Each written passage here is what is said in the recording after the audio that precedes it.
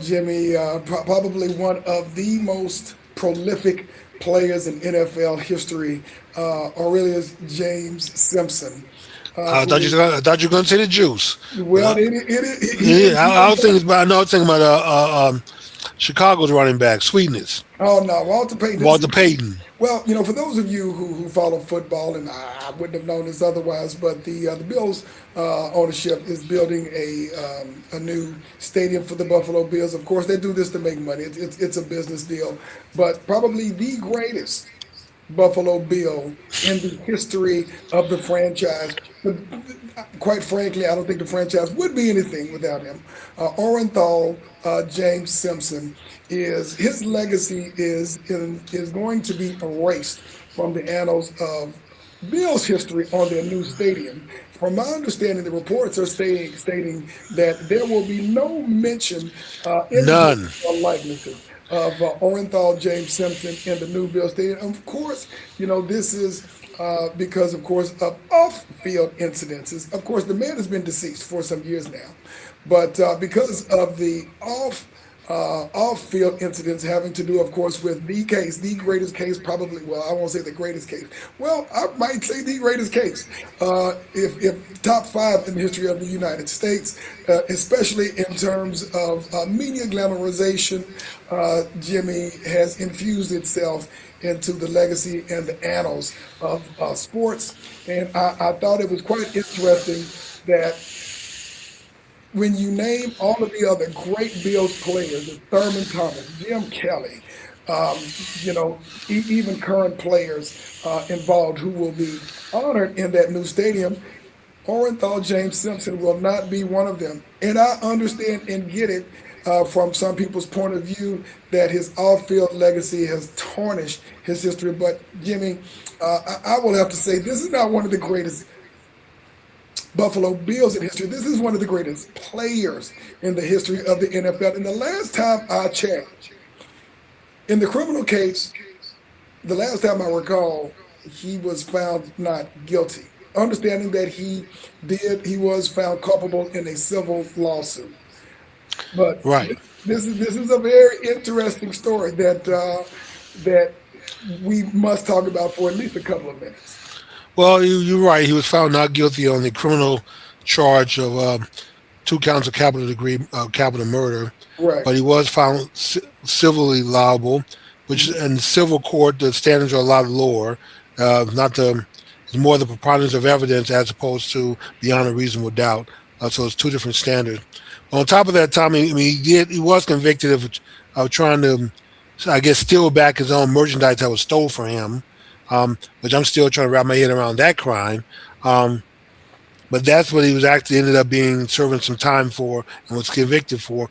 But in the based on what he contributed to the game of football, Tom, and what he was actually convicted for, I'm thinking the Bills could have still included him if all you was convicted of is stealing your own personal merchandise back from someone who stole it from you, or he came up missing out of his storage locker, and somehow he found a collector in Vegas who was trying to sell some of the stuff, and he went there pretending to buy it back, and he ended up taking his stuff back.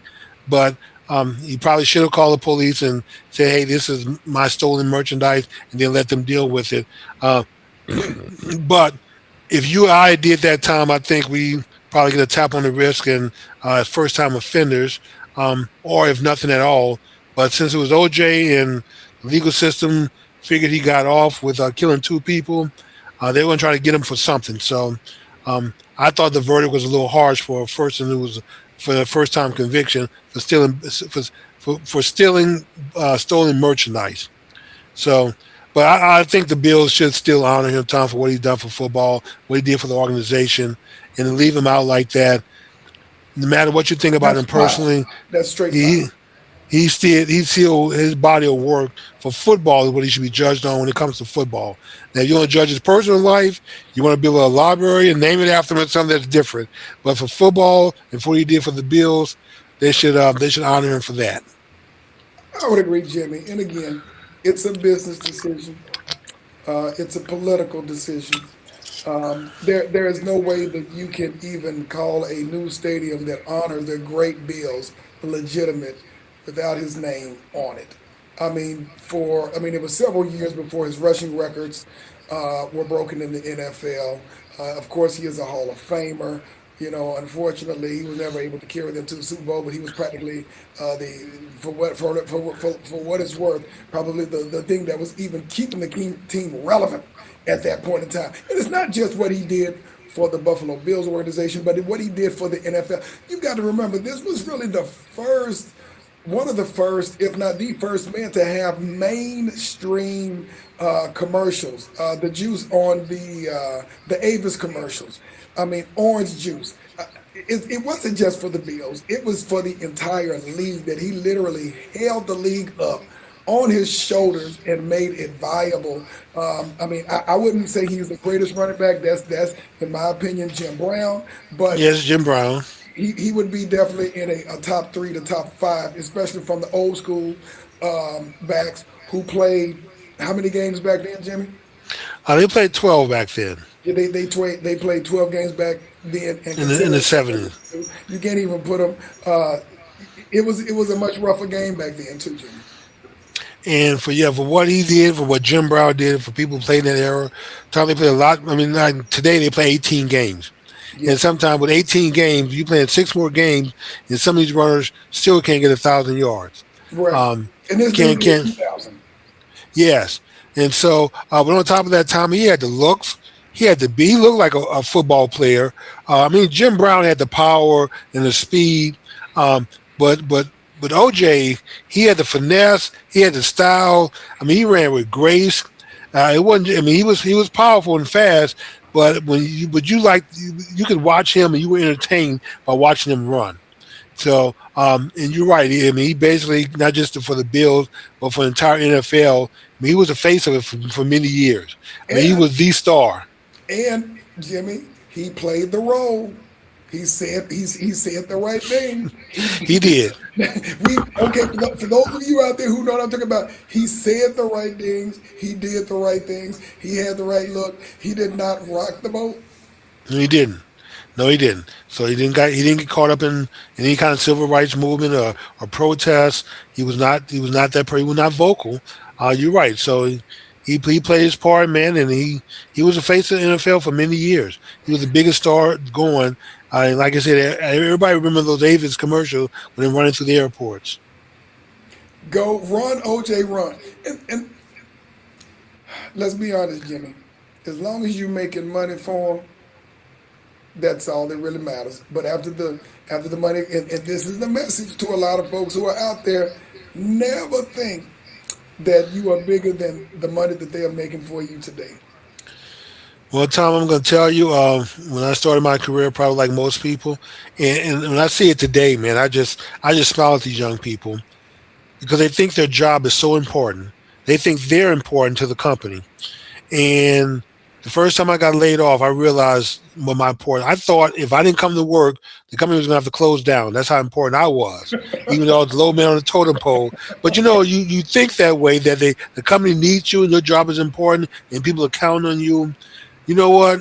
It took me a little while to finally figure out that um, as a consultant and contractor, which is why I stopped working on a W-2 and working for people and just decided to sell my own services. When I invoice you and you pay my invoice, our relationship starts over. You can tell me to go kick sand, or I can tell you I'm not coming back. But you pay me for the work that I do. Like I said, I submit an invoice, you write me a check. I have no delusion about what our relationship is. You don't owe me a job. You don't owe me. You only owe me the work for which I've done. After that, once you pay me, we start back from zero. So, people, what Tommy just said is correct. Do not ever think that you are too important to a company.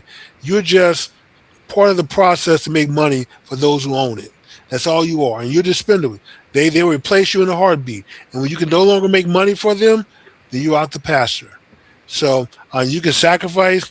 This is why I don't suggest anyone take a pay cut.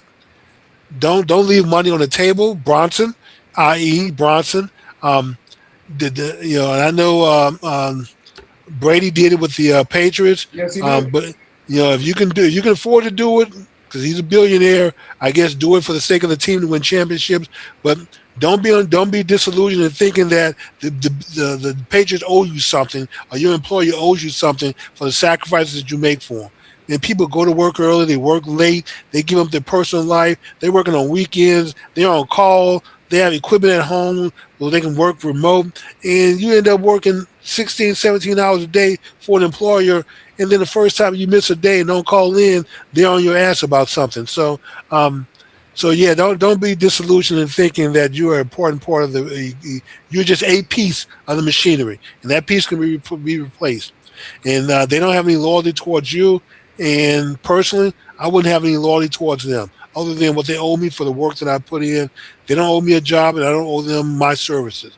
So when y'all decide to end it, or I decide to end it, then we just part ways. No hard feelings.